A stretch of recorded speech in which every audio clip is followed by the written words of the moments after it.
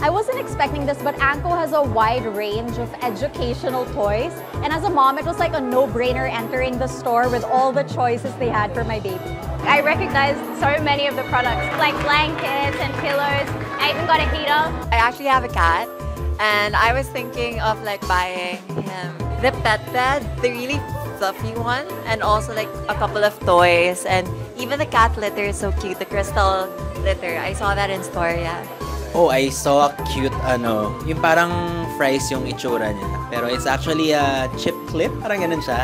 Super cute kasi ang dami niyang laman and you can just stick it sa fridge. Parang magnet type siya, ganun. Kakatapos ko lang kasi nung makeover sa kitchen namin. So, excited ako bumili ng mga kitchen accessories, yung mga jars, and actually yung salt and pepper shaker na nakita ko dyan. I super love it. Actually, for me, kasi ang dami kong ginagawa ng mga budget makeover. So, sobrang important sa akin yung affordability ng mga products natin, ganyan. Kaya, na-imagine ko na marami akong i-shopping dito sa mga future projects ko talaga. Hi everyone! I hope to see you all in Anko Glorieta because we're gonna shop till we drop there and I hope you do too! See you there!